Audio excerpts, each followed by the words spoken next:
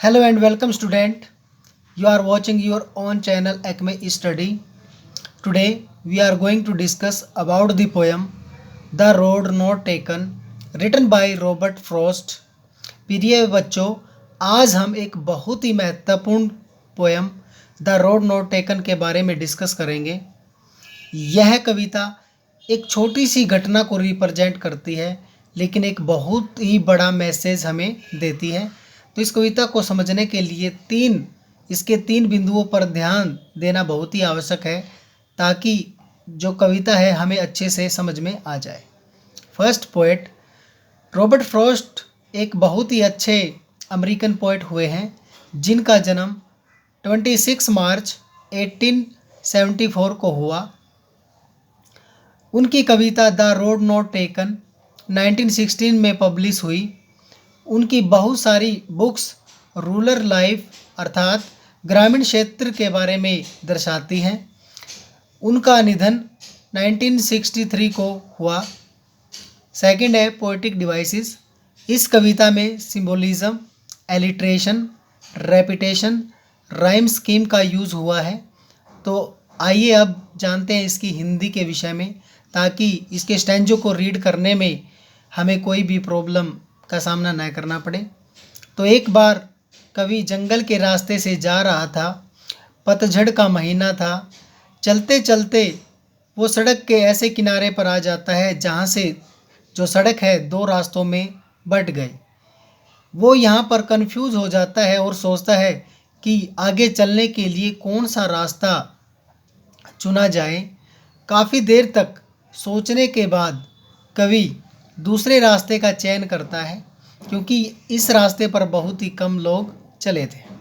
जब वो दूसरे रास्ते पर चलना शुरू कर देता है, जब वो रास्ते के बीच में पहुंच जाता है, आधी दूर पहुंच जाता है, तो वो उसको डाउट होता है कहीं उसने गलत रास्ते का चयन तो नहीं कर लिया। लेकिन वो अब वापस लौट कर नहीं जा सकता था, क्योंकि वो काफ़ी दूर निकल आया था। तो इसी प्रकार हमारी लाइफ में भी कुछ ऐसा ही होता है। यदि हम अपनी लाइफ में अच्छे विकल्प का चुनाव कर लेते हैं, तो हो सकता है हमारा जो फ्यूचर है वो अच्छा साबित हो, उसमें कोई परेशानी का सामना ना करना पड़े। यदि हमारा डिसीज़न गलत होता है, तो क्या पता हमें जीवन के अंदर बहुत सारी प्रॉब्लम्स का सामना करना पड़े। तो आइए अब समझते हैं स्टेंजों के माध्यम से। स्टेंजा 1।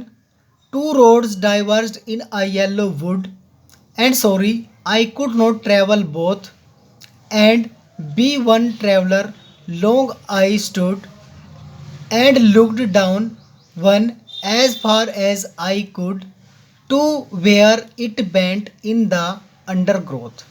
Undergrowth means ब्यूसिस झाड़ियाँ, ट्रैवल मीन्स यात्रा करना, बोथ दोनों, ट्रैवलर यात्री। तो इन पंक्तियों में कवि कहता है, कवि एक ऐसी अवस्था का वर्णन करता है जहां उसे एक विकल्प चुनना है। पतझड़ का महीना था। वह जंगल में एक सड़क पर चला जा रहा था। अचानक सड़क दो सड़कों में बंट जाती है। अब कवि के सामने यह समस्या थी कि किस सड़क को चुना जाए। कुछ देर तक वह कोई निर्णय नहीं ले सका। जहाँ तक वह देखता था, सड़क को देखता रहा। वह इसे उस बिंदु तक देखता रहा जहाँ यह मुड़ी और झाड़ियों में गायब हो गई। तो आइए अब जानते हैं इसकी राइम स्कीम के बारे में। राइम स्कीम को करने के लिए हमें प्रत्येक लाइन का लास्ट का वर्ड लेना पड़ेगा, जैसे would, both, stood, could, undergrowth. Would, जिन वर्ड की साउंड सेम है हम उसको सेम ही अल्फ़ाबेट से रिप्रेजेंट करेंगे। जैसे वुड, स्टूड की साउंड सेम है तो ए हो जाएगा। बोथ और अंडरग्रोथ की साउंड सेम है, इसलिए इसको हम बी द्वारा रिप्रेजेंट करेंगे। तो इसकी राइमिंग स्कीम हो जाएगी ए बी ए बी। तो इन पंक्तियों में कवि ने जैसे कहा है two roads diverse in a yellow would, तो जो दो रास्ते हैं, जो सड़क थी वो दो रास्तों में यानी कि बंट गई थी। इसी प्रकार कवि ने यहाँ पर हमारे जीवन को इन दो सड़कों के माध्यम से हमारे लाइफ को रिप्रेजेंट किया है, तो इसलिए इस कविता में सिंबलिज्म का यूज़ हुआ है। तो नेक्स्ट स्टेंजा देखिए। Then took the other just as fair and having perhaps the better claim means दावा करना, because it was grassy and wanted wear means घिसी हुई न होना, though as for that the passing means गुजरना, had worn means घिसी हुई, them really about the same। तो इन पंक्तियों में कवि कहता है कुछ देर तक झिझकने के बाद, पहले तो वो झिझकता रहा कि कौन सा रास्ता चुना जाए, कवि ने दूसरी सड़क अपना ली। कवि कौन सी सड़क का चयन करता है? दूसरी सड़क का। यह पहली सड़क की तरह ही अच्छी थी, मगर कवि के चयन के पीछे एक कारण था, इस सड़क पर बहुत ही कम लोग चल चुके थे। इसी घास लोगों के कदमों से घिसी हुई नहीं थी, लेकिन एक बिंदु तक दोनों सड़कें लगभग समान रूप तक घिसी हुई थी। यहाँ सड़कों का चुनाव व्यवसाय के चुनाव का प्रतीक है, क्योंकि कवि हमें इसी प्रकार समझाना चाहता है कि दो रास्तों को एक व्यवसाय के रूप में लिया है कि हम अपने फ्यूचर के अंदर ऐसा कौन सा व्यवसाय चुने जिससे कि हमारा जो फ्यूचर है वो सिक्योर हो सके, हमें आगे लाइफ में किसी प्रकार का सामना न करना पड़े।